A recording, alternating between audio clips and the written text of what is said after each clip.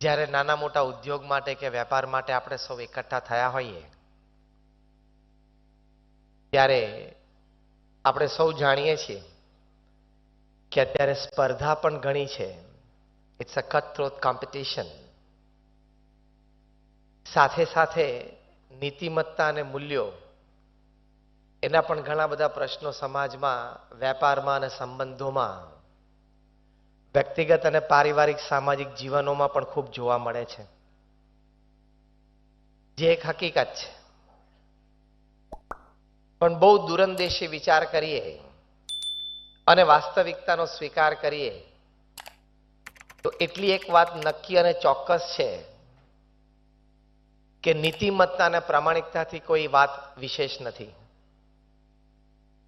કદાચ અનૈતિક પ્રેક્ટિસીસ એટલે કે અનએથિકલ પ્રેક્ટિસીસ તમે બિઝનેસમાં કરો તો ઇનિશિયલી તમને થોડોક લાભ થતો એવું તમને જણાય.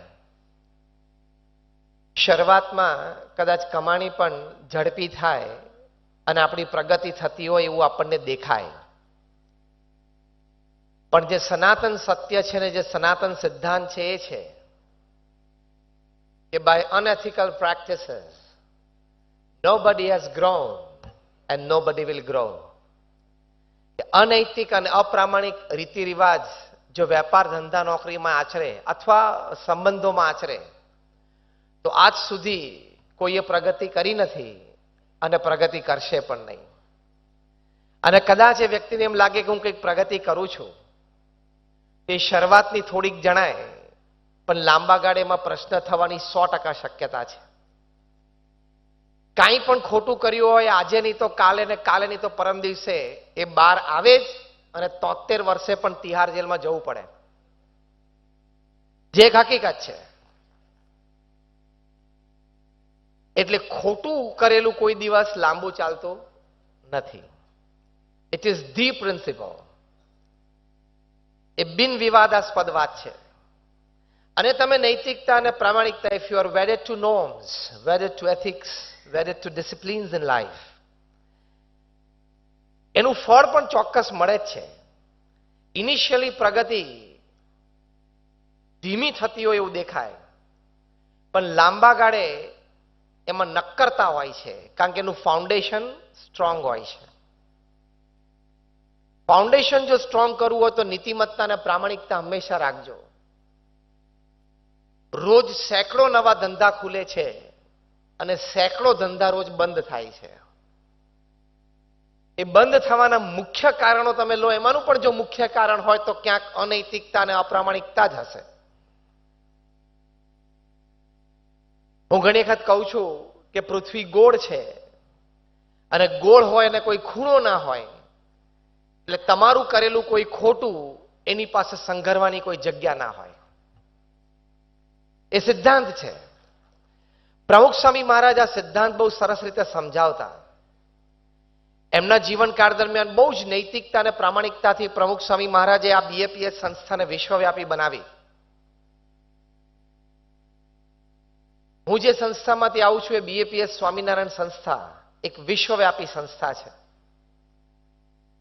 આપણે અહીંયા જેટલા બેઠા છીએ ને, આપણા બધાનો વહીવટ વ્યવહાર ભેગા કરો એટલે આ સંસ્થાના 1% ના આવે, એટલી મોટી આ સંસ્થા છે. તમારામાંથી ઘણા બધા અક્ષરધામ જોયું હશે. Just rays your hands if you bin two Akshardham, Ahmedabad અથવા દિલ્હી, બધાએ જોયું છે. એવા નાના મોટા 1200 મંદિરો કેમ્પસ પ્રમુખ સ્વામી મહારાજ એકલા હાથે ઊભા કર્યા અને એનું સફળ સંચાલન કર્યું. 1200. ખાલી તમારા સુરતમાં કોઈક બિલ્ડરને પૂછજો તો ખરા 1200 જમીનો જોઈ છે? ખરીદવાની વાત તો પછી, 1200 જમીનોના સોદા કરવાની વાત તો પછી આવે, અને સોદા કર્યા પછી એની ઉપર બાંધકામની વાત ત્રીજી આવે, બાંધકામ કર્યા પછી સંસ્થા ચલાવવી એ ચોથું આવે, અને એ સંસ્થા ચલાવવા માટે પ્રામાણિક અને સમર્પિત માણસો મળે 5મી વાત આવે. ભૂલથી તો કોઈક સુરતના બિલ્ડરને પૂછજો કે 1200 જમીનો ઉપર પગ મૂક્યો છે ખરો એને? Pramukh Swami Maharaj was a one man organization, એક વ્યક્તિ સંસ્થા. આ તો 1200 એ સાથે સાથે 110 હોસ્પિટલ, હોસ્ટેલ, સ્કૂલ અને કોલેજ ઊભી કરી અને એનું સફળ સંચાલન કર્યું. તમારા એક દીકરાને પણ ધંધામાં લાવવો અને એને ધંધો શીખવાડવો એ પણ તમારી માટે એક ચેલેન્જ છે ને. અમને 1100 જણાને પ્રમુખ સ્વામી મહારાજે દીક્ષા આપી અને એમની સંસ્થામાં ફૂલ ટાઈમ સેવામાં જોડ્યા. આ ચેલેન્જ કેવડી મોટી કહેવાય. સંસ્થા તો કદાચ ઊભી થાય પણ સંસ્થાને ચલાવવા માટે સમર્પિત માણસો મળવા એટલે એ પ્રમુખ સ્વામી મહારાજ એમના જીવનમાં ખૂબ પ્રામાણિકતા અને નૈતિકતા રાખી. એટલે પોતે 5 ધોરણ ભણેલી વ્યક્તિ આજે આ BAPS સંસ્થાને યુનાઇટેડ નેશન્સ યુનોમાં અમારી પરમેનન્ટ સીટ છે ત્યાં સુધી પહોંચાડી દીધી. અને તમે જે અક્ષરધામ જોયું દિલ્હી 110 એકર છે. અમેરિકામાં અત્યારે 265 એકર ઉપર અક્ષરધામ બને છે જે 2022માં મહંત સ્વામી મહારાજ ઇનોગ્રેટ કરશે. ત્યારે એક હિન્દુ સંસ્કૃતિનું વૈશ્વિક ધામ બનશે. અને એટલું મોટું અત્યારે જ્યારે હું તમારી સાથે વાત કરી રહ્યો છું આજની તારીખની વાત છે 4000 થી પણ વધારે કારીગરો કામ કરે છે સાઇટ્સ ઉપર.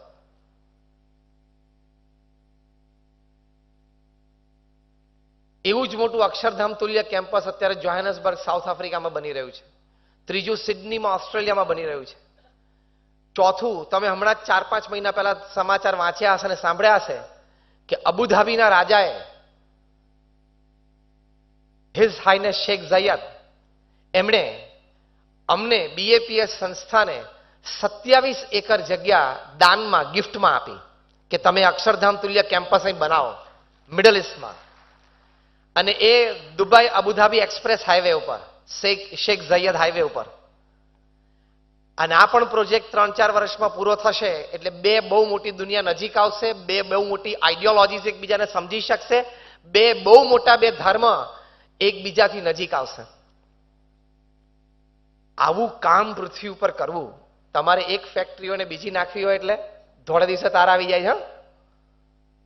એક ઓફિસ હોય ને બીજી ઓફિસ ખોલવી હોય તો, એક શોરૂમ હોય ને બીજો શોરૂમ ખોલવો હોય તો ઇટ્સ અ ચેલેન્જ. અને if not challenge it is like impossible. કેટલું મોટું તંત્ર થઈ જાય. પ્રમુખ સ્વામી મહારાજ એમના જીવનકાળ દરમિયાન 45 વર્ષ ગુરુ પદે રહ્યા અને આ કાર્ય કર્યું. 45 વર્ષમાં 1200 કેમ્પસ એટલે દર વર્ષે 25 થી 28 કેમ્પસ આપ્યા. એટલે દર 2 અઠવાડિયે એક કેમ્પસ, દર 15 દિવસે એક જમીન ખરીદાઈ જાય, લીગલી ક્લિયર થઈ જાય, પ્રોજેક્ટ બંધાઈ જાય, ઉદ્ઘાટન થઈ જાય અને સમાજમાં રનિંગ થઈ જાય. Every 15th day. હવે તમને આ મેગઝીન ખબર પડી? હવે તમને વોલ્યુમ ખબર પડી? 45 વર્ષ સુધી કોઈ વ્યક્તિ દર 15મે દિવસે એક નવી ફેક્ટરી નવી ઓફિસ ઊભી કરે એટલે છે કોઈ દુનિયામાં? પણ એમની પાછળની તાકાત એમની ભગવાન પ્રત્યેની શ્રદ્ધા પણ આ નૈતિકતા અને પ્રામાણિકતા હતા. પ્રમુખ સ્વામી મહારાજને પૂછ્યું કે કયો વિચાર તમારા હૃદયમાં કાયમ રહે છે? એમણે કહ્યું કે જે વિચાર મને ક્યારેય નથી આવ્યો હું કહું. That was more interesting. એમણે કહ્યું કે કોઈનું પણ અહિત થાય એવો વિચાર મને જીવનમાં ક્યારેય નથી આવ્યો. આવી પ્રામાણિકતા, આટલી નૈતિકતા. 1987ની સાલમાં જ્યારે અમે દુષ્કાળમાં 4 મોટા કેટલ કેમ્પ ખોલેલા અને 12,000 ઢોરને અમે રાખેલા, એ વખતે પ્રમુખ સ્વામી મહારાજ અમને સંતોને સૂત્ર આપેલું કે અત્યારે મૂંગા પશુઓની સેવા એ ભગવાનની ભક્તિ છે. આ 1987ની વાત કરું છું, 30-32 વર્ષ પહેલા. 12,000 ઢોર અમારા કેટલ કેમ્પમાં નાની મોટી સહાયતા મળ્યા કરે. પ્રમુખ સ્વામી મહારાજ મુંબઈમાં હતા અને એક ધનાઢ્ય શ્રેષ્ઠીએ પ્રમુખ સ્વામી મહારાજને 1 લાખ રૂપિયાનો ચેક આપ્યો કે તમારા કેટલ કેમ્પ માટે મારું અનુદાન. પ્રેમથી એમની સેવા સ્વીકારીને પ્રમુખ સ્વામી મહારાજે કહ્યું કે તમને જો વાંધો ન હોય તો હું એક વાત કરું. પ્રમુખ સ્વામી મહારાજે કહ્યું કે હમણાં મને 3 દિવસ પહેલા એક પત્ર મળ્યો છે કે ભાવનગર જિલ્લામાં ગઢડા પાસે 5-6 જૈન ટ્રસ્ટીઓએ શ્રેષ્ઠીઓએ ભેગા થઈને એક કેટલ કેમ્પ શરૂ કર્યો છે. એ લોકો પાસે 500-700 ઢોર છે. પત્રમાં એ લોકોએ લખ્યું કે અમે શરૂ તો કર્યો છે પણ અમારી પાસે અત્યારે પૈસા અને ઘાસ બંનેની ખેંચ છે, તો અનુકૂળતા હોય તો કોઈ મદદરૂપ થજો. આટલી વાત કરીને પ્રમુખ સ્વામીએ શ્રેષ્ઠીને કહ્યું તમે આ 1 લાખ રૂપિયાનો ચેક એ સંસ્થાને પહોંચાડી દો, એમને અત્યારે જરૂર છે. શું પ્રામાણિકતાથી એમણે સમાજમાં કામ કર્યું છે. આજે પણ 1 લાખ રૂપિયાનો ચેક ડોનેશનમાં આવે તો આપણે મોટી રકમ ગણીએ છીએ. આ હું 32 વર્ષ પહેલાની વાત કરું છું. 32 વર્ષ પહેલા 1 લાખ રૂપિયાનો ચેક કોઈ ડોનેશનમાં આપે અને જરૂર હોય, કારણ કે એટલું મોટું કાર્ય ખોલીને આપણે બેઠા હોઈએ, છતાં તાત્કાલિક કોઈ બીજી સંસ્થાને જે અમારી સંસ્થા સાથે કોઈ સંબંધ નથી એક તરફ ડાયવર્ટ કર્યો.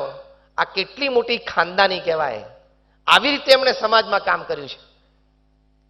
વિદ્યાનગરમાં રાણા ગર્લ્સ હોસ્ટેલ છે, એના રેનોવેશન માટે એચ.એમ. પટેલ સાહેબે પ્રમુખ સાહેબ મહારાજને વિનંતી કરી કે અમારી ગર્લ્સ હોસ્ટેલ છે, એટલે છોકરીઓની આ હોસ્ટેલ છે, એના રેનોવેશન માટે તમે સહાય કરો.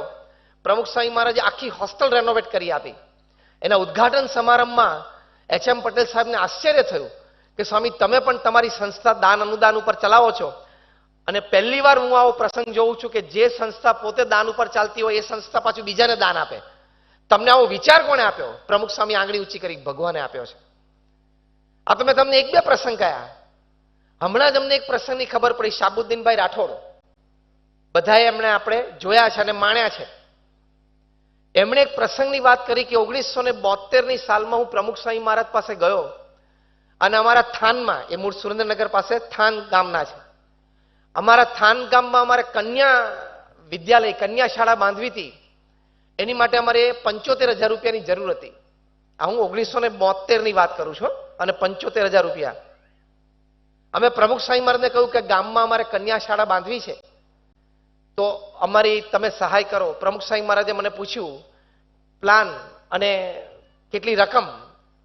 શાબુદ્દીનભાઈ રાઠોડ કે 75,000 રૂપિયાની આ કન્યા શાળા તૈયાર થાય.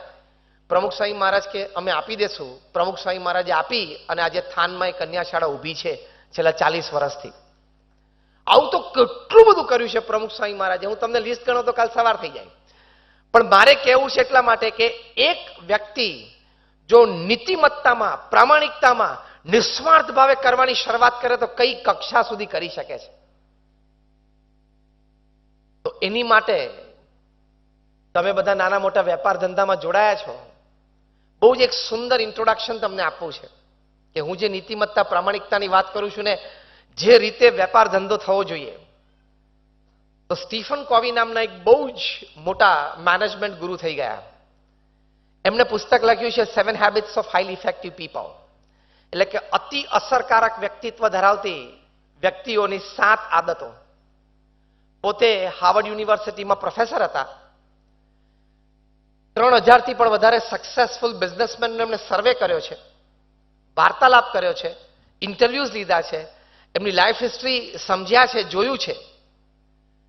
અને પછી એમણે આ પુસ્તક લખ્યું છે જે ન્યુયોર્ક ટાઈમ્સમાં બેસ્ટ સેલર ઘણા અઠવાડિયા સુધી રહ્યું. એ પણ એક વિશ્વ વિક્રમ છે. અને આ વ્યક્તિઓ ખાલી ધંધામાં સફળ એવું નહીં, પિતા તરીકે, પુત્ર તરીકે, ભાઈ તરીકે, કોઈ વિમેન એન્ટરપ્રેનર કે બિઝનેસમેન હોય તો માતા તરીકે, બહેન તરીકે, પત્ની તરીકે, પડોશી તરીકે, મિત્ર તરીકે, બધી રીતે બધા રોલમાં successful in all walks of life, in all Rolls of life. એવી 3000 વ્યક્તિઓનો ઇન્ટરવ્યુ લઈ અને સ્ટીફન કોવીએ આ પુસ્તક લખ્યું છે કે આ લોકોના જીવનમાં આ 7 આદતો મને જોવા મળી, જેને કરીને એ લોકોને વ્યક્તિગત, પારિવારિક, વ્યવસાયિક, સામાજિક અને somebody even કે રાજકારણની જીવનમાં એમને સફળતા મળી. આ પુસ્તક દુનિયાના 25 થી 30 ભાષાઓમાં રૂપાંતરિત થયેલું છે, ટ્રાન્સલેટ થયેલું છે. અને જ્યારે વર્ષો પહેલાની વાત કરું ત્યારે એમની કોપી ઉપર લખેલું કે 28 મિલિયન કોપી સોલ્ડ, એટલે 3 કરોડ કોપી સોલ્ડ થઈ. આ તો હું દાયકાઓ પહેલાની વાત કરું છું. એ 7 આદતો કઈ જે આપણે બધાએ નાની મોટી રીતે આપણા જીવનમાં થોડી અંશે હશે જ, પણ વધારે દ્રઢ કરવા માટે, થોડી વધારે ઊંચાઈ ઉપર જવા માટે. તો પહેલી આદત લખે છે બી પ્રોએક્ટિવ. એટલે શું? પ્રતિકૂળ પરિસ્થિતિમાં સાનુકૂળ પ્રતિભાવ આપવો. બહુ જ સરસ આદત છે આ. તમને વેપાર ધંધામાં ખૂબ આગળ લઈ જશે. પરિસ્થિતિ અને સંજોગો પ્રતિકૂળ હોય, જે વ્યક્તિઓ સાથે તમે કામ કરતા અથવા જે વ્યક્તિઓ તમારી સાથે જીવનમાં હોય, એ કદાચ પ્રતિકૂળ પ્રસંગો ઊભા થયા, પણ એ વખતે સાનુકૂળ પ્રતિભાવ આપવો. એવી જ વ્યક્તિઓ મહાન બની છે. તમે જલ્દી ઇરિટેટ થઈ જાઓ, ફ્રસ્ટ્રેટ થઈ જાઓ, ગુસ્સામાં આવી જાઓ, કંઈક બોલી બેસો, કંઈક કહી બેસો, એ સફળ વ્યક્તિઓની આદત નથી. જો તમને નોકરી ધંધા માટે ખૂબ મહેનત કરો અને દોડો એવું તો બધા કહેશે, દોડો ને મહેનત કરો ને સંબંધો વધારો ને એ બધી કોમન વાતો છે. I am giving you fine tuning. એ તો બધા કરે છે. Every donkey runs, he doesn't become a horse. દરેક ગધેડો દોડે જ છે પણ એ ઘોડો નથી બનતો. એમાં બધી સૂક્ષ્મ વાતો છે, ફાઇન ટ્યુનિંગ છે. એ તમને જુદી કક્ષાએ, it tax you into a different sphere, એક જુદા વર્તુળમાં તમને લઈ જાય છે. તો પ્રોએક્ટિવ છે, પ્રતિકૂળ પરિસ્થિતિમાં સાનુકૂળ પ્રતિભાવ. જ્હોન ડી રોકફેલર હતા, જે દુનિયાના સૌથી પ્રથમ અબજોપતિ બનેલા, અને ડોલર બિલિયનર, રૂપી બિલિયનર નહીં, ડોલર અબજોપતિ પૃથ્વી ઉપર વ્યક્તિ પહેલી જે બની જેડી રોકફેલર. એમની ઓઇલ કંપની હતી. એક દિવસ એવો પ્રસંગ બન્યો કે કર્મચારીની ભૂલથી લગભગ $2 મિલિયન ખોટ ગઈ. આ હું 60ના દાયકાની વાત કરું છું. આજે પણ $2 મિલિયન એટલે શું રકમ થઈ? આ 60ના દાયકાની વાત છે. $20 લાખ. જેડી રોકફેલર સીએમડી કંપનીના એમને આ પ્રસંગની ખબર પડી. એમણે આખી બેકગ્રાઉન્ડ હિસ્ટ્રી પ્રસંગનો મંગાવ્યો ઇન્ટરનલ સર્વે કરીને, અને એમની પાસે ટેબલ ઉપર આખો રિપોર્ટ આવ્યો. એટલે એમણે એક કર્મચારીને બોલાવ્યા. એટલે પેલા કર્મચારીને એમ થયું કે હવે મને ફાયર કરશે, મારા પક્ષ અને બોનસીસ પણ મને નહીં મળે, એટલે મારે તો નોકરી ગઈ. બહુ ધ્રુજતા એ રોકફેલરની ઓફિસમાં આવ્યા અને ઉભા રહ્યા. રોકફેલર એમને ચેર ઓફર કરી, બેસો. રોકફેલરના મૂડ અને આવકારથી એમને એમ થયું કે સાહેબ એટલા ગુસ્સામાં તો નથી, કદાચ નોકરી બચી પણ જાય. પ્રતિકૂળ પરિસ્થિતિમાં સાનુકૂળ પ્રતિભાવ. પછી પાણી આપ્યું, કમ્ફર્ટ આપ્યું. પછી ડ્રોવર ખોલીને ચિઠ્ઠી કાઢી, અને એ ચિઠ્ઠીમાં રોકફેલર વાંચવા માંડ્યા કે તમે છેલ્લા આટલા વર્ષોથી કંપનીમાં કામ કરી રહ્યા છો, તમે કંપની માટે આટલા પ્રોજેક્ટમાં ખૂબ સારું યોગદાન આપ્યું છે, તમારા નાના મોટા નિર્ણયોથી કંપનીને આટલો લાભ થયો છે, તમારી વર્ષોની જે પ્રામાણિકતા છે, કંપની અને સિદ્ધાંતો પ્રત્યેની જે વફાદારી છે, એ જોતા મને આ $2 મિલિયન ખોટ કાંઈ જણાતી નથી, એમ કરીને ચિઠ્ઠી ફાડી નાખી. આ સામાન્ય પ્રસંગ નથી. આપણે તો આપણા કર્મચારી સેજ નાની ભૂલ કરે ને તરત ગધેડો થઈ જાય છે, તરત બુદ્ધિ વગરનો થઈ જાય છે. તમારા સુમધુર કંઠે એમને આ શબ્દો સાંભળવા મળે. પેલા કર્મચારીએ કહ્યું કે sir, but I did make a mistake. મારે તો મોટી ભૂલ તો થઈ જ ગઈ છે મારાથી. રોકફેલર કે હું જાણું છું, પણ તારો ઇતિહાસ જોતા આવી ભૂલ તો થઈ શકે છે, પણ તે ખૂબ સારું કામ કર્યું છે, એટલે you are given a chance. તને અમે એક ચાન્સ આપીએ છીએ કે તું આ ભૂલ સુધારી શકે, એટલે મેં તને પ્રમોશન આપવા માટે ઓફિસમાં બોલાયો છે. હું તને આજે પ્રમોશન આપું છું, એક સ્ટેપ ઉપર લઈ જાઉં છું, જેથી તું વધારે અધિકારથી નિર્ણયો લઈ શક, અને તને આ $2 મિલિયન ખોટ પૂરવાની તક જલ્દી મળે.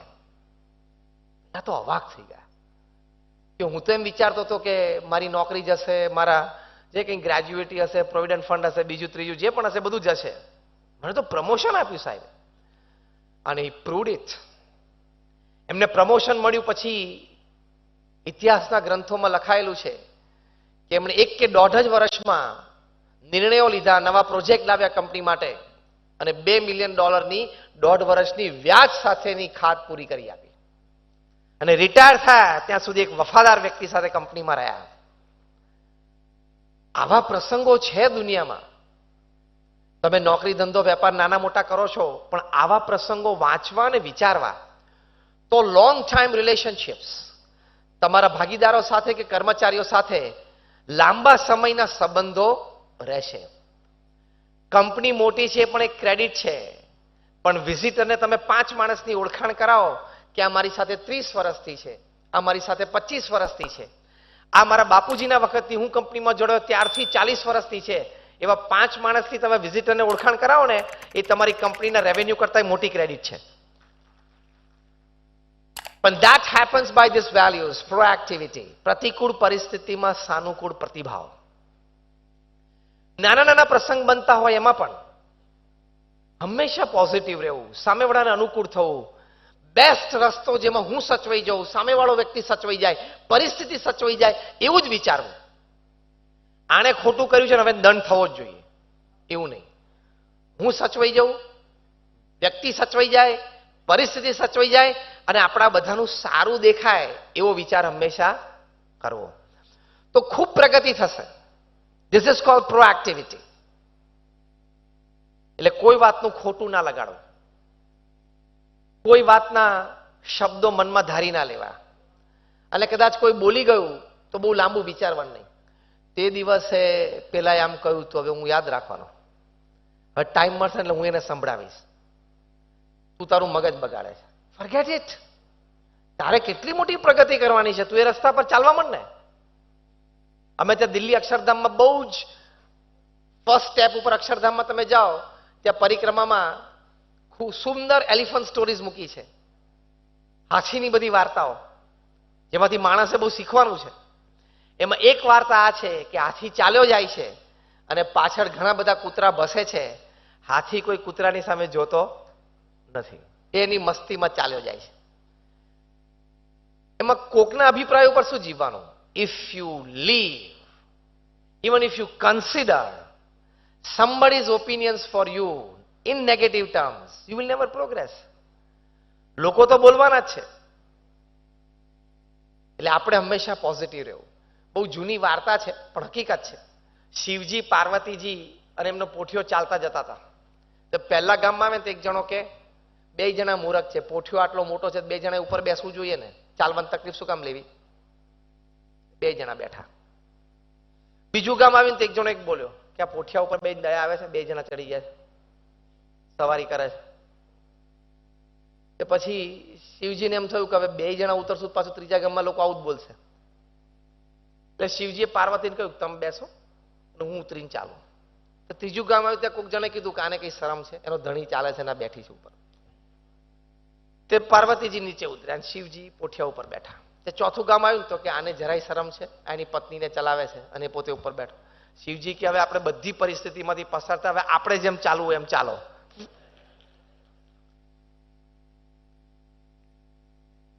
તમે જે કરશો એમાં લોકો બોલશે, જે કરશો ને એમાં લોકોને કંઈક કોમેન્ટ છે.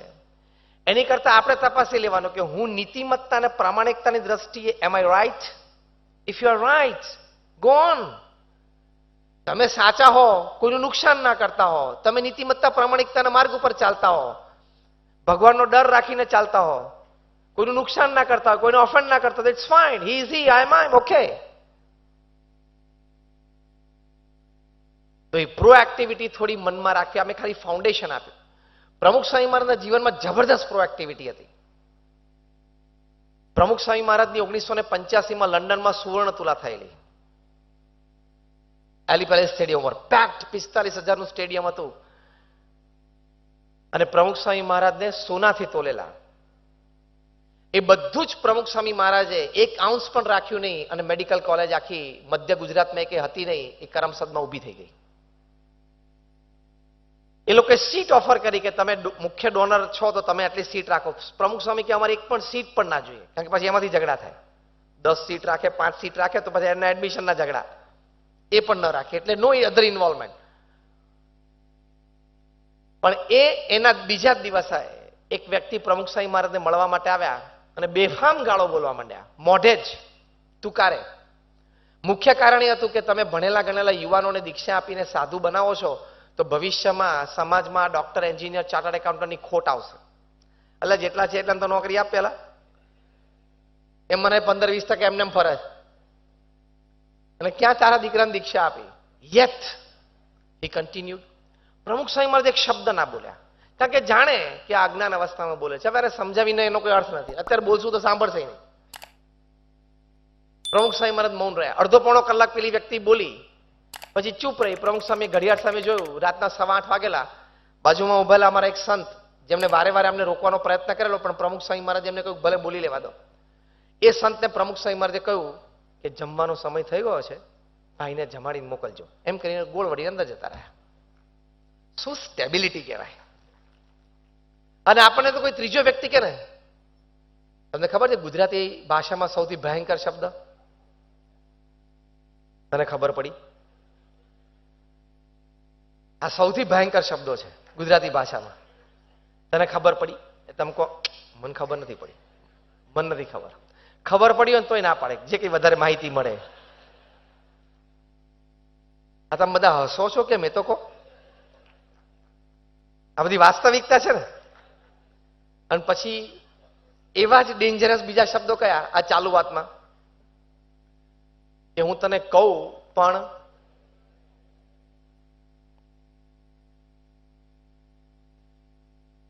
પણ તારે કોઈને કહેવાનું નહીં.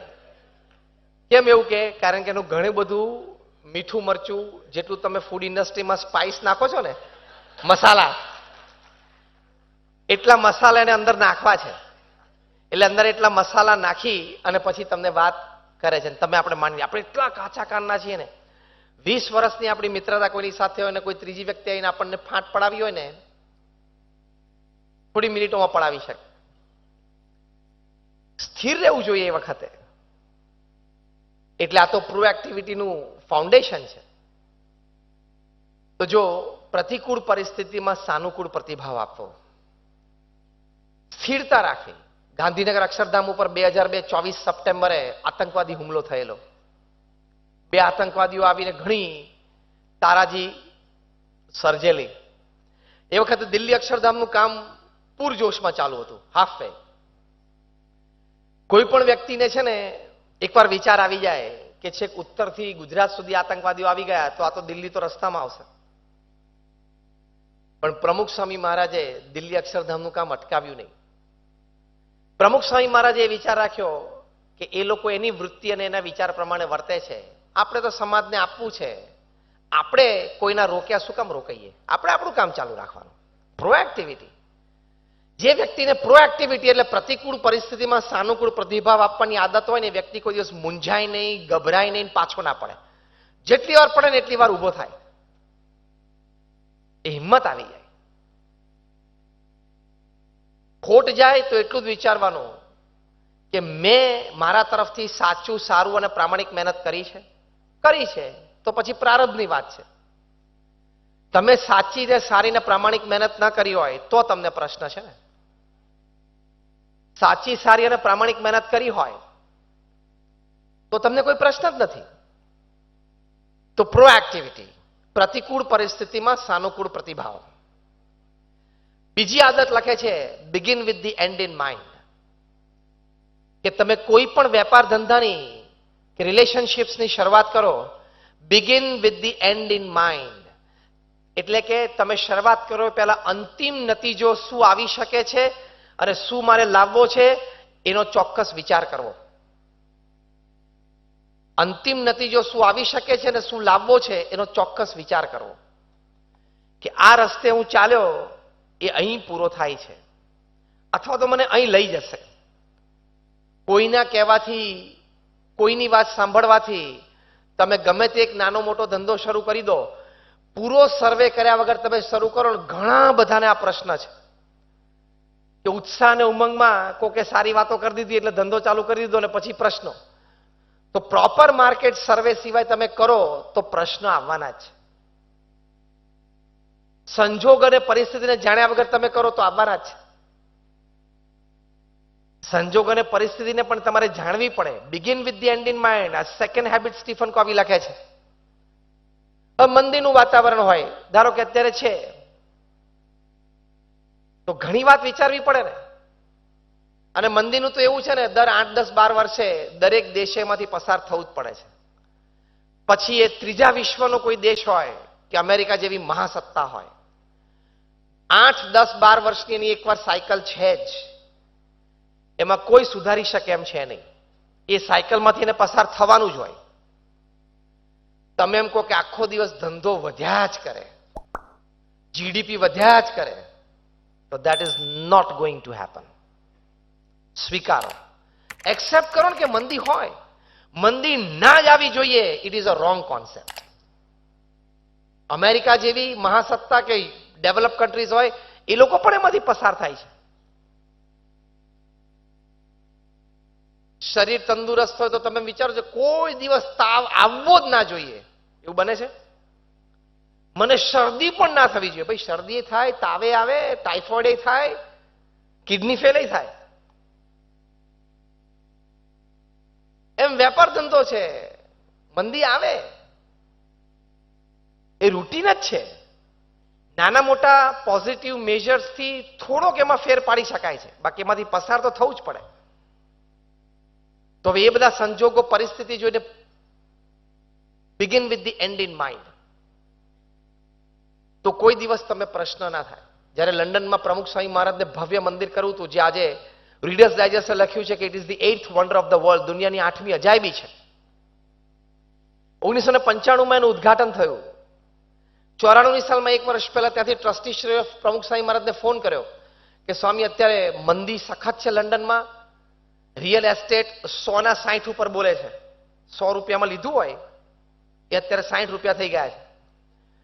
એટલે સેવાનો ફ્લો પણ ઓછો છે, નૈવત જેવો છે.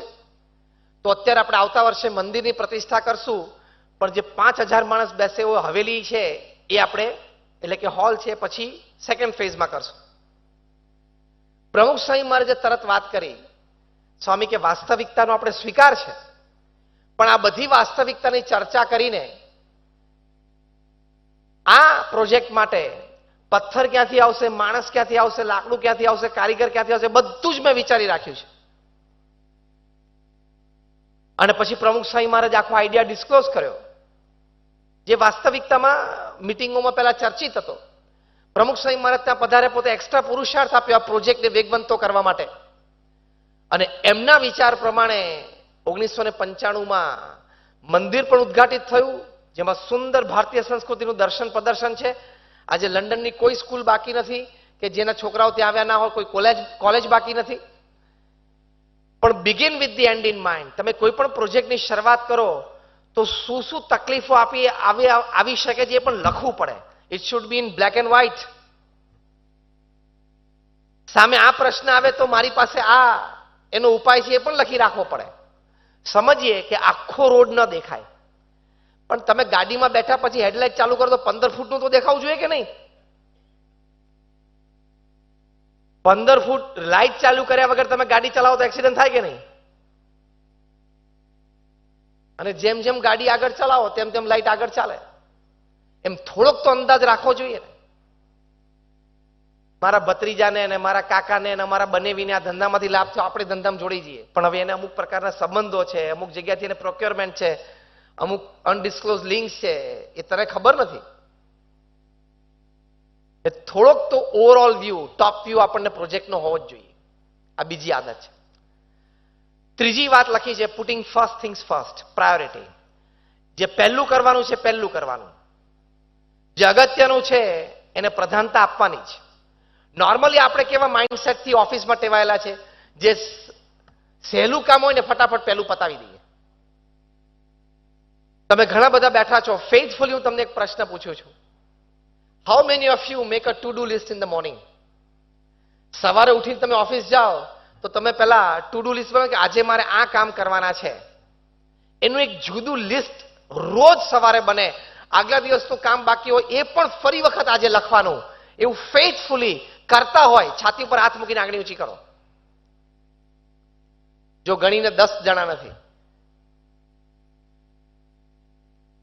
પછી બપોર યાદ, ઓ યાર પેલું સવારે 10 વાગે રહી ગયું, હા પતી ગયું. એટલે ટુ ડુ લિસ્ટમાં પણ ટાઈમ પ્રમાણે લખવાનું કે સવારે 10 થી 15 ની વચ્ચે મારે ફોન કરવાનો જ છે. સવારે 10:30 આ મુલાકાત છે જ. પછી 10:45 થી 11:15 અડધો કલાક દરમિયાન આ એક 10 મિનિટની આ મીટિંગ છે, આ બંને જણાને બોલાવી લેવાના છે ને આને ફોન કરવાનો છે. એવું as it is word to word લખવું પડે, ચિઠ્ઠી પ્રમાણે ચાલીને ટીક કરતા રહેવું પડે. તો તમારે પ્રાયોરિટી લિસ્ટ સેટ થાય. નહીં તો મેં કહ્યું એમ બપોરે ને સાંજે ખબર પડે પેલું સવાર રહી ગયું, હો પેલું પતાવી દીધું હોત તો સારું હતું, લે પેલો ફોન રહી ગયો. તમે સારી જગ્યાએ ઓફિસમાં બેસીને તમે જો કોક દિવસ કોકને ફોન ઉપર એવો જવાબ આપો કે યાર સોરી રહી ગયું, ફિનિશ, યુ ગોન. અગત્યના કામ જીવનમાં પહેલા થવા જ જોઈએ, દિવસમાં પણ પહેલા થવા જ જોઈએ. તો જ ટોન સેટ થાય, રિધમ સેટ થાય અને રિઝલ્ટ આવે. Putting first things first. તમને આશ્ચર્ય થશે કે પ્રમુખ સ્વામી મહારાજ એમના જીવનમાં પ્રાયોરિટાઇઝ કેવી રીતે કર્યું. પ્રમુખ સ્વામી મહારાજ ગુરુ પદે આવ્યા ત્યારે એમની ઉંમર 51 વર્ષની હતી. હવે તે વખતે તો ઘણા બધા લોકોને એ ઉંમરે રિટાયરમેન્ટના વિચારો શરૂ થઈ ગયા. He started his guru career at the age of 51. હવે એમણે એમના જીવનનું પ્લાનિંગ કેટલું સરસ કર્યું. એ જાણતા હતા કે ભવિષ્યમાં આવા મોટા સંસ્કાર કેન્દ્રો, આટલી બધી સમાજ સેવા સંસ્થાઓ મારે ઊભી કરવી છે, તો એની માટે પહેલા મારે લોકો સુધી પહોંચવું પડશે. શ્રી પ્રમુખ સ્વામી મહારાજ પ્લાનિંગ ઓફ લાઈફ. જન સમુદાય સુધી મારે પહોંચવું પડશે. લોકોને ભગવાન સ્વામિનારાયણના સિદ્ધાંતો અને વિચારોમાં પ્રતીતિ આવે એ પહેલા મારે કરવું પડશે. તો 1971માં 51 વર્ષની ઉંમરથી 1981 61 વર્ષની ઉંમર સુધી, આમ તો 90 સુધી, પણ આ દશકામાં તો પ્રમુખ સ્વામી મહારાજે જબરજસ્ત વિચરણ કર્યું. દિવસના 8-8 10-10 ગામ, દિવસની 60-70-100 પધરામણીઓ. તમને આશ્ચર્ય થશે કે પ્રમુખ સ્વામી મહારાજ એમના જીવનકાળ દરમિયાન 18,000 ગામડાઓમાં જાતે ગયા છે. જાતે, હા, ફિઝિકલી. અને રાત્રે 12 ને 1 વાગે 2 વાગે ગામોમાં પહોંચ્યા હોય એટલો પરિશ્રમ એમને લીધો છે. દુનિયાના 60 દેશોમાં ગયા. લોકો એમને પત્ર લખતા પોતાના પારિવારિક વ્યક્તિગત પ્રશ્નો માટે. એવા 7.5 લાખ પત્રો પ્રમુખ સ્વામી મહારાજે વાંચ્યા અને એનો ઉત્તર આપ્યો છે. એટલે રોજના 45 વર્ષની એવરેજ ગણીએ તો 70 ઇનકમિંગ લેટર્સ એન્ડ આન્સર્સ. તમે સોમવારે સવારે તમારી ઓફિસમાં જાઓ અને તમારી ઓફિસનો મેલ બોક્સ ખોલો અને એમાં તમારે 15 મેલનો જવાબ લંચ પહેલા આપવાનો હોય તો શું થાય? એમનેમ ગાંડા થઈ જાઓ. રોજ 70 પત્રો વાંચવાના અને એનો ઉત્તર લખવાનો. એક દિવસ જો પ્રમુખ સ્વામી મહારાજ ના અટેન્ડ કરે તો નેક્સ્ટ ડે 140 લેટર્સ. આટલો પ્રચંડ પુરુષાર્થ પણ પ્લાનિંગ સાથે કર્યું તો બધું જ થઈ શક્યું. તો 1971 થી 1981 સુધી પ્રમુખ સ્વામી મહારાજે સખત વિચરણ કર્યું. જન સમુદાય બહુ મોટી સંખ્યામાં એમની સાથે જોડાયો, સંસ્થા સાથે જોડાયો. 81 થી 91 ની વચ્ચે ભગવાન સ્વામિનારાયણ દ્વિશતાબ્દી મહોત્સવ, ગુણાતીતાનંદ દ્વિશતાબ્દી મહોત્સવ, યુવા મહોત્સવ, બાલ મહોત્સવ ખૂબ મોટા પાયે કર્યા. એટલે આ 71 થી 81માં બધાનો જે જનસંપર્ક થયેલો એમાં સમર્પિત વર્ગ ઉભો થયો. એના દ્વારા મોટા ઉત્સવો થયા અને એ ઉત્સવો દ્વારા આમ સમાજમાં પ્રમુખ સ્વામી મહારાજની એક અમિટ છાપ. અને 1991 થી એમણે સંસ્થાઓ બાંધવાની શરૂઆત કરી. એ પહેલા કોક પ્રસંગ બનતા હતા, પણ પ્રમુખ સ્વામી મહારાજે જેટલી સંસ્થાઓ ઊભી કરી, એટલે કે સંસ્કાર કેન્દ્રો, મંદિરો, હોસ્પિટલ, હોસ્ટેલ, સ્કૂલ, હોસ્પિટલ, એમાં 70% થી પણ વધારે 91 થી 2015 ની વચ્ચે ઊભી કરી દીધી. કારણ કે આ બેકગ્રાઉન્ડ આવી ગયું ને. Plan it out. એમાં નાની શરૂઆત. સોમવારે સવારે ઉઠીને નક્કી કરી નાખજો કે આ સમયે ઓફિસ પહોંચીશ અને આવતા 25 વર્ષ સુધી એ સમયે તમે ઓફિસમાં હોવા જ જોઈએ. એક નાનું વાક્ય ખબર પડી, આ તમારી પ્રગતિનું બહુ મોટું કારણ છે. કાલ રાત્રે પેલો ટીવી શો જોયો અને કાલ રાત્રે ઇન્ટરનેટ ઉપર બહુ ચેટિંગ થયું ને પેલા ફ્રેન્ડનો વોટ્સએપ ને લાંબુ ચાલ્યું. મજા નથી આવતી, પછી મોડે જશું, પતી ગયું. તને ક્યારેય મજા નહીં આવે. ફલી નરીમાન કેટલા મોટા સિનિયર સુપ્રીમ કોર્ટના સોલિસિટર કહેવાય. એમના જીવનમાં 45 વર્ષ સુધી સવારે 8 વાગે નરીમન પોઈન્ટ ઉપર મુંબઈમાં એમની ઓફિસમાં બેસી ગયા. સરદાર વલ્લભભાઈ પટેલ લંડનમાં ભણતા ત્યારે રાત્રે લાઇબ્રેરીમાં વાંચવા જતા. એ લાઇબ્રેરીમાં એમની ખુરશી ઉપર બેસે એટલે લાઇબ્રેરિયન 8 ઉપર કાંટો મૂકી દે, 8 વાગે આવશે. આવી નિયમિતતાથી એક દાડો 9 વાગે જાય, એક દાડો 10 વાગે જાય, એક દાડો 11 વાગે જાય. રસ્તામાં પાછો પેલો કોઈ ફ્રેન્ડ મળી જાય, પેલો મોટરસાયકલ ઉભી, અમે જોઈએ જ કે રોડ ઉપર, પછી ઉભા રહીને કોઈ જોડે વાતો કરે તો કશું કામનું નહીં. પ્રાયોરિટી ટાઈમની હોવી. If you respect time, time will respect you. તમે સમયને માન આપો તો સમય તમને માન આપશે જ. બધા મહાપુરુષો એમના જીવનમાં સમયને ખૂબ માન આપ્યું છે. પ્રાયોરિટી. 1990ની સાલમાં 70 વર્ષની ઉંમરે પ્રમુખ સ્વામી મહારાજ રાત્રે 10 વાગે કોયમ્બતુર તામિલનાડુમાં રેલવે સ્ટેશન ઉપર પહોંચ્યા બોમ્બે આવવા માટે. તે વખતે તો મોબાઈલ ફોન હતા જ નહીં, કોઈ નેટ સર્વિસીસ હતી નહીં 1990માં કે રેલવેનો શેડ્યુલ તમને ખબર પડે. રેલવે સ્ટેશન ઉપર પહોંચ્યા પછી ખબર પડી ટ્રેન તો 1.5-2 કલાક લેટ છે, એટલે કે પાછું જવું પાછું આવવાનું કંઈ પોસાય એવું નહોતું. રાત્રે 10 થી 12 70 વર્ષની ઉંમરે કોયમ્બતુર રેલવે સ્ટેશન ઉપર પ્રમુખ સ્વામી મહારાજે સ્ટ્રીટ લાઇટના અજવાળા ઉપર લગભગ 40 પત્રો વાંચ્યા અને ઉત્તર લખી નાખ્યા. આ મહાપુરુષોની દિનચર્યા હોય છે. They know how to prioritize their work. એ ત્રીજી આદત છે. ચોથી આદત છે થિંક વિન વિન. આ બિઝનેસ માટે બહુ જરૂરી છે. Think win win. You also win, I also win. તમે પણ જીતો, હું પણ જીતું. તમે પણ નફો કરો, હું પણ નફો કરું. તમે પણ પ્રગતિ કરો, હું પણ પ્રગતિ કરું. તમે પણ આનંદથી જીવો, હું પણ આનંદથી જીવું. કોઈનું લઈ લઉં, લૂંટી લઉં, મૂર્ખ બનાવું, એ હવે આજના જમાનામાં ચાલવાનું નથી. It is open market. Second, information highway internet છે. થર્ડ, બધા જ ક્વોલિટી કોન્શિયસ છે. એટલે કોઈ વ્યક્તિને તમે લાંબા સમય સુધી છેતરી શકશો નહીં. અને એકવાર તમારી માર્કેટમાં ઇમેજ બગડી, આ વ્યક્તિની ક્વોલિટીમાં કોમ્પ્રોમાઇઝ છે, એ તમને ટ્રસ્ટ પાછો મેળવી શકશો નહીં. 10 વર્ષ, 20 વર્ષ, 30 વર્ષનો ટ્રસ્ટ છે એ હાથમાંથી જતો રહે. એટલે થિંક વિન વિન માટે બેઝિક છે don't compromise with quality. Second, don't compromise with your commitment. તમે જે કમિટમેન્ટ સમયનું આપ્યું હોય. પ્રમુખ સ્વામી મહારાજ અમારા બધા જ મંદિરોના કોઠારી સંતો, જે મુખ્ય એડમિનિસ્ટ્રેટિવ સંતો હોય, એમને એક બહુ સરસ સલાહ આપી છે. કારણ કે સ્વામિનારાયણ મંદિરમાં નગારા, તગારા અને પાવડા 24 કલાક ચાલુ હોય.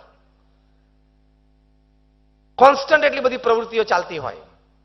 પ્રમુખ સ્વામી મહારાજે અમારા બધા જ વહીવટી મુખ્ય સંતોને માર્ગદર્શન આપેલું છે કે તમે કોઈક વ્યક્તિને 30મી તારીખે પેમેન્ટ કરવાનું કીધું હોય કે મંદિર તરફથી તને આ પેમેન્ટ, એને કંઈ બાંધકામનું હોય, લેબર હોય, કોન્ટ્રાક્ટ હોય, કોન્ટ્રાક્ટર હોય, કે ભાઈ અમે 30મી તારીખે તને પેમેન્ટ કરી દેશું.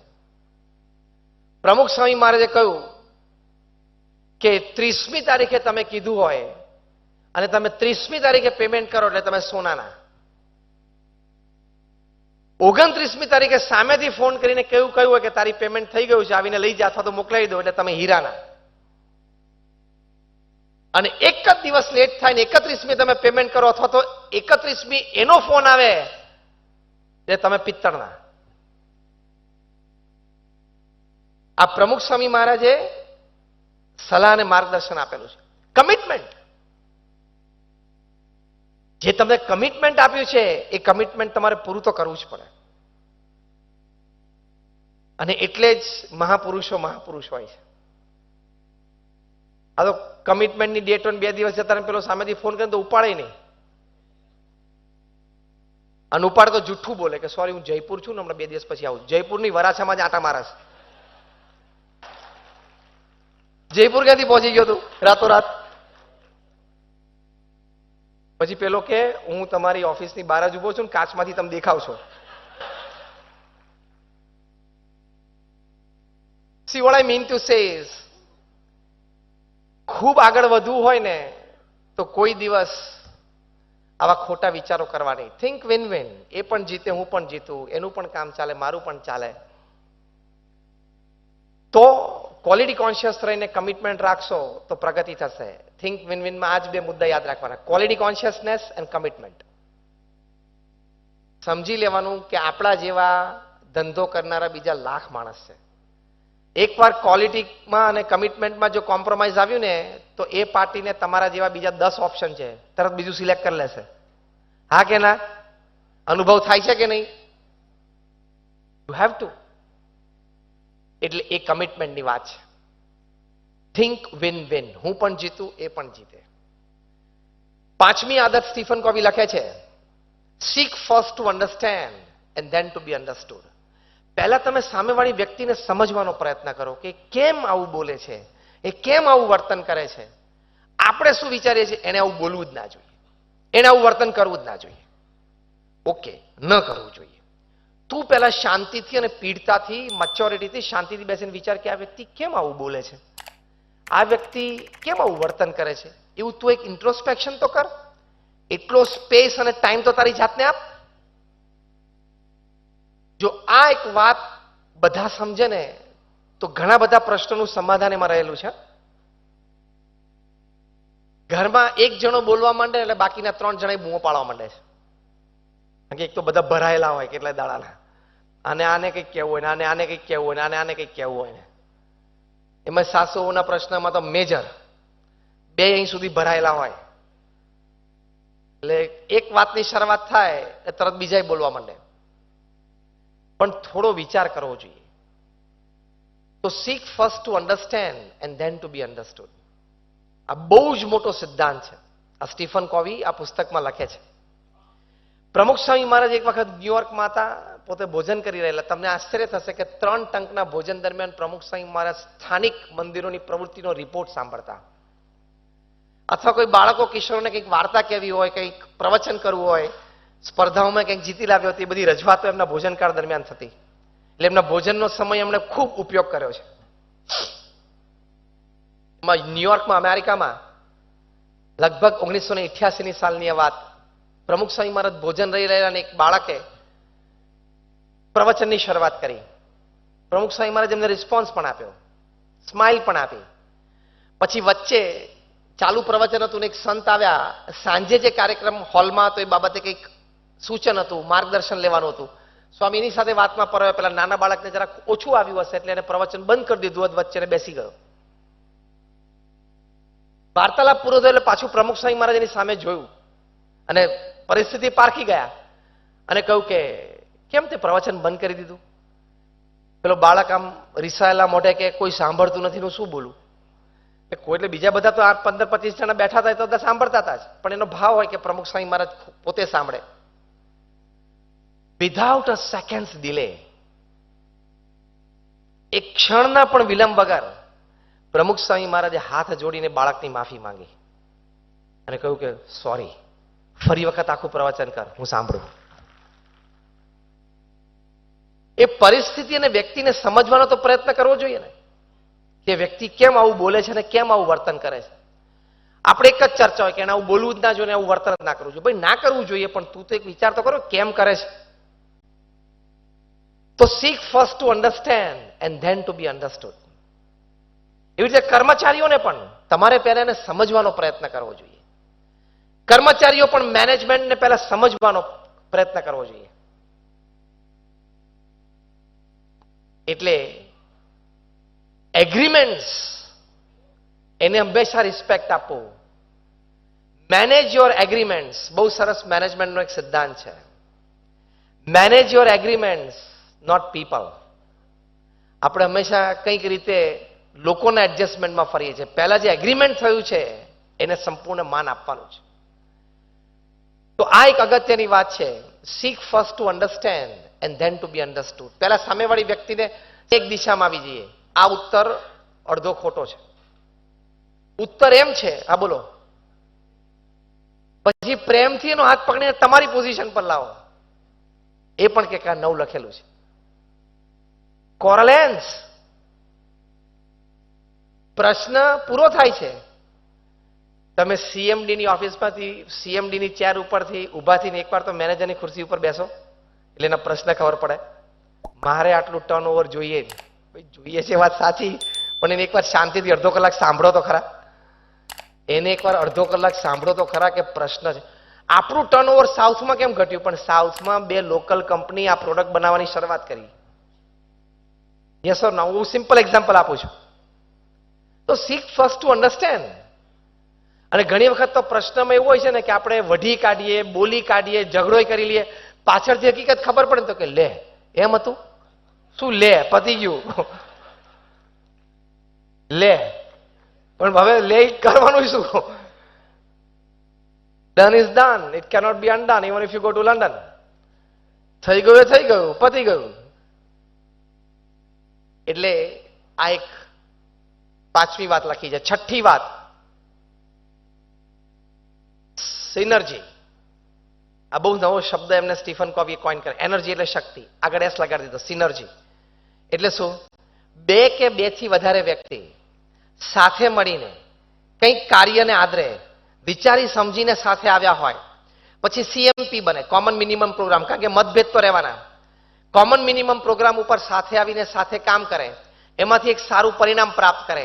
એ પરિણામનો જે આનંદ આવે, એ આનંદમાંથી જે સંપ શક્તિ ઉત્પન્ન થાય અને એ શક્તિ દ્વારા ફરી વખત પ્રોજેક્ટ કરવો જેવું નક્કી થાય, એને સિનર્જી કહેવાય. એ સંપની શક્તિ છે. એક જૂની કહેવત છે, 1 Indian equal to 3 Japanese, 2 Indian equal to 1 Japanese and 3 Indians equal to 0. હવે આ ફોર્મ્યુલા તમને સમજાવું, બહુ સમજવા જેવી ફોર્મ્યુલા છે. 1 Indian equal to 3 Japanese. 2 Indians એટલે એકચ્યુઅલી કેટલા જાપાનીઝ થવા જોઈએ?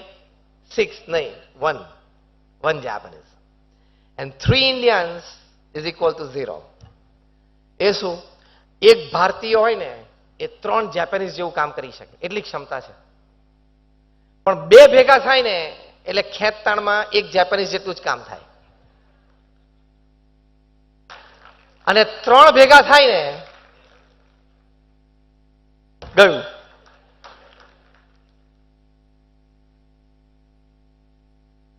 પેલા ક્રેબ્સ આવે છે ને, એક વાત ઇન્ડિયાથી એક્સપોર્ટ થતા હતા Europe as meat. Live crabs હતા. શિપમાં બધા કન્ટેનર્સ મૂક્યા. તે વખતે આવા મોટા containers, I am talking of many decades back. તો પેલા કન્ટેનર્સ જારમાં મૂક્યા અને શિપ તો ગઈ અરબી સમુદ્રમાં. બીજે દિવસે પેલા સેલરને ખબર પડી કે આના મેં ઢાંકણા ઢાંકેલા જ નથી. તેને એમ કે બધા જ ક્રેબ્સ એમાંથી આમ ચડી અને દરિયામાં બધા પાણીમાં ડૂબકી મારી દીધી હશે. બધા ખાલી થઈ ગયા છે. મારે તો આ ધક્કો થશે, ફેરો થશે અને બહુ મોટી ખોટ જશે. તો નજીક જઈને જોયું ને તો એ બધા ભરેલા જ હતા. એક ક્રેબ બહાર જ નહીં નીકળેલું. ભરેલા હતા છેક ઉપર સુધી. હા, પછી એને આશ્ચર્ય થયું કે આવું બને નહીં.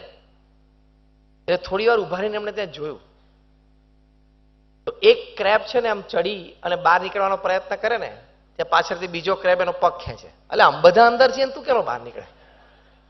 તું શું કામ બહાર નીકળે? એમ બધા અંદર છીએ ને. એટલે પછી ખબર પડી કે આ ઇન્ડિયન ક્રેબ્સ છે ને, ઢાંકણું ખુલ્લું રહ્યું ને બહાર નહીં નીકળે.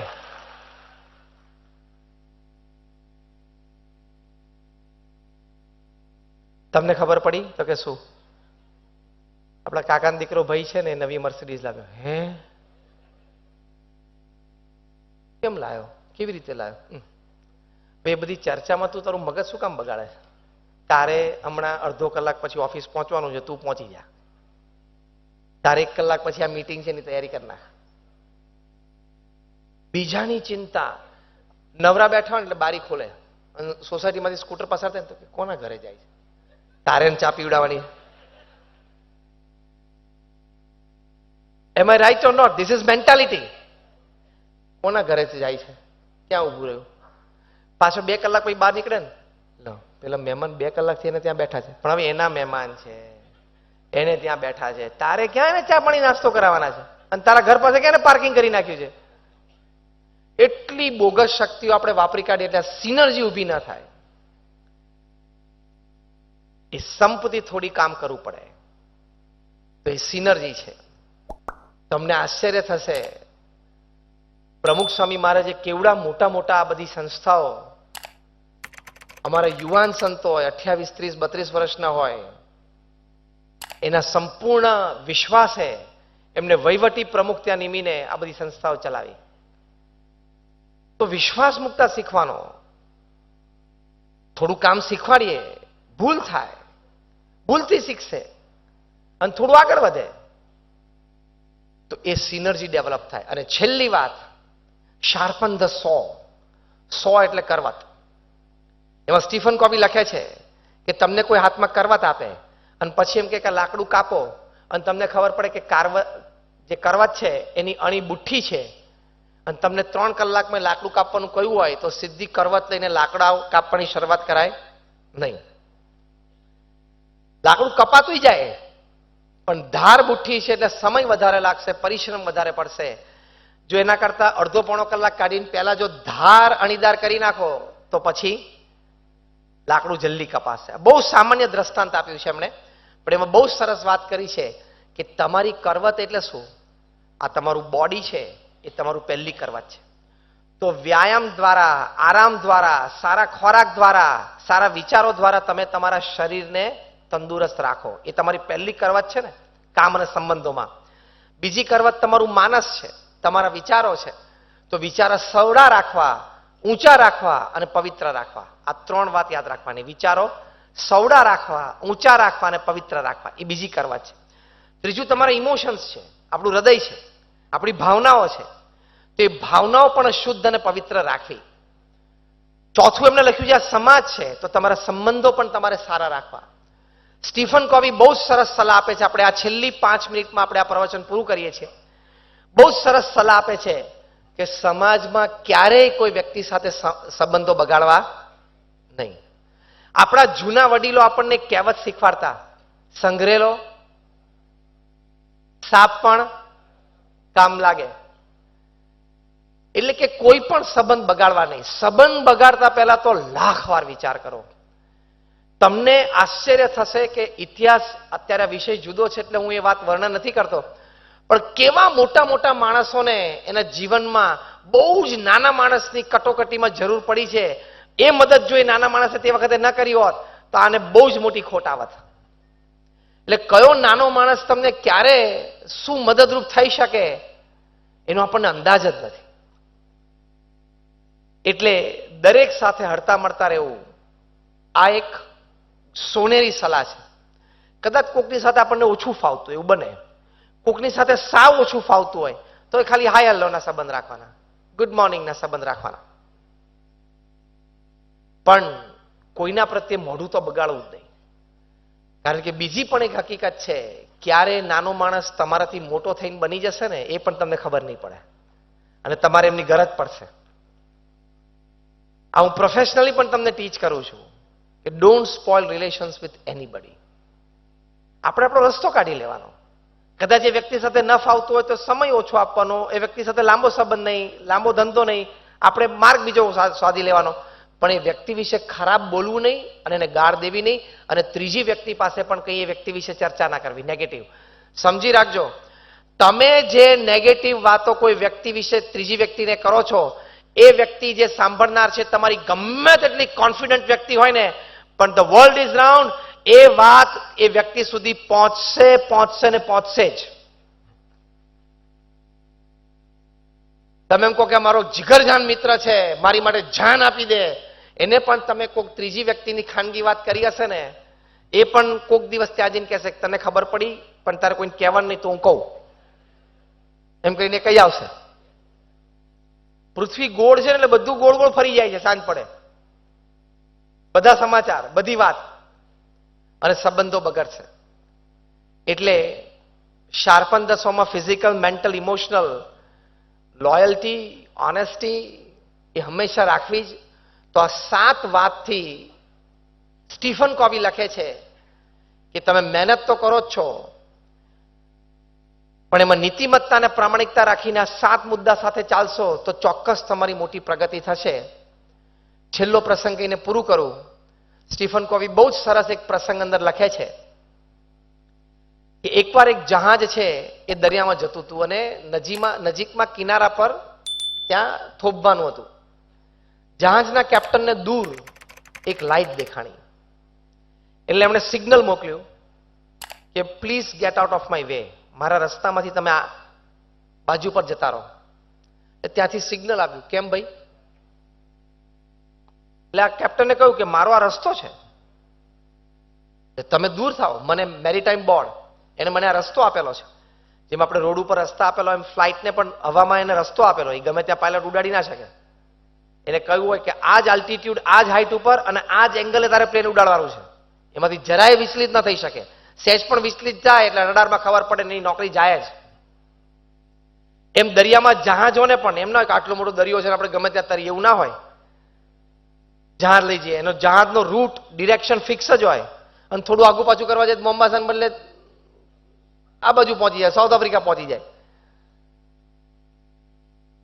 એટલે આણે કહ્યું મને આ રૂટ આપેલો છે, તો સામેથી સિગ્નલ આવ્યું તમારે રૂટ બદલવો પડશે. તો કેપ્ટન છે ફ્રસ્ટ્રેટ થઈ ગયા. હુ આર યુ? તું કોણ છું? તું મને કે રસ્તો બદલ? મને આ રસ્તો મેરીટાઈમ બોર્ડે આપેલો છે. ત્યારે સામેથી કહ્યું કે who are you to tell me, તમે કોણ છો કે તમે મને આવું કહો છો? ત્યારે આણે કહ્યું કે હું તો શિપનો કેપ્ટન છું. ત્યારે સામેથી કહ્યું કે હું દીવાદાંડી છું. આ સ્ટીફન કોવીએ બહુ સરસ પ્રસંગ લખ્યો છે. દીવાદાંડી ખસે નહીં, તમારે ખસવું પડે. એમ સિદ્ધાંત, નીતિમત્તા એ ખસશે નહીં, તારે એને એડજસ્ટ થવું પડશે. તો તારું શોભશે, સારું લાગશે અને પ્રગતિ થશે. એ દીવાદાંડી છે. Principles remain principles. You can change or reform the process. પદ્ધતિ તમે કામની બદલી શકો છો, સિદ્ધાંત બદલી શકતા નથી. જેમ ગણિતના ટીચરોએ ભણાવવાની રીત બદલે, પણ 1+1 તો હંમેશા 2 જ રહે. એમ નીતિમત્તા અને પ્રામાણિકતા, એથિક્સ બિઝનેસમાં બદલાતા નથી. આપણે એને એડજસ્ટ થઈ જવાનું, તો જ આપણું શોભશે, નહીં તો શોભશે નહીં. તો આ 7 વાતો છે એ આપણે આપણા જીવનમાં દ્રઢ કરીએ તો ઘણા બધાને એવોર્ડ મળી શકે છે. 5, 15, 25 ને નહીં, ઘણાને મળી શકે છે. પ્રગતિ બધાની થશે.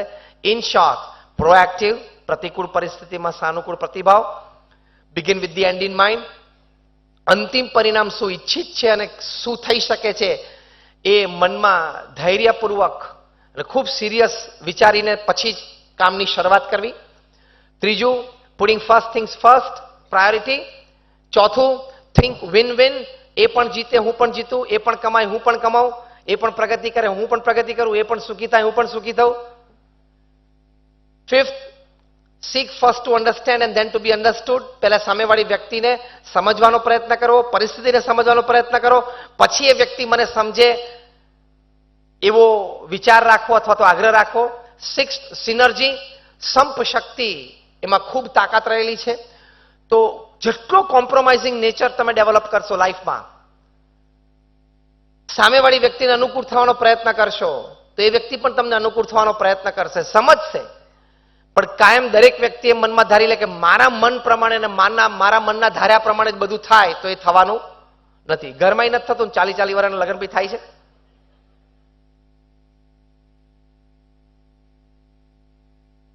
તો કોમ્પ્રોમાઇઝિંગ નેચર રાખો. Life is compromise, life is adjustment.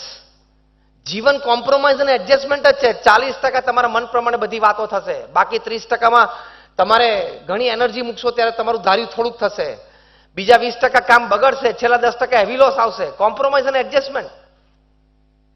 અને 7મી વાત, શાર્પન યોર સો. એટલે ફિઝિકલ એટલે આ બોડી, એટલે આપણું માનવ શરીર, આપણું મેન્ટલ એટલે આપણું માનસ, અને આપણું અંતર ઇમોશન એટલે આપણી ભાવનાઓ, એ સારા, સાચા, ઊંચા અને પવિત્ર રાખવા. તો આ 7 વાતોથી આ 3000 સક્સેસફુલ થયા જીવનમાં. આજે તો લાખો પણ થયા છે, આપણે પણ થઈ શકીએ એવી આપ સૌને વિચાર અને ભાવનાઓ રહે એવી આજે અમે પ્રમુખ સ્વામી મહારાજ અને અમારા ગુરુવરી મહંત સ્વામી મહારાજના ચરણોમાં પ્રાર્થના કરીએ છીએ. સૌને જય Swaminarayan and many prayers for all of you. આપ સૌ માટે ખૂબ પ્રાર્થના છે.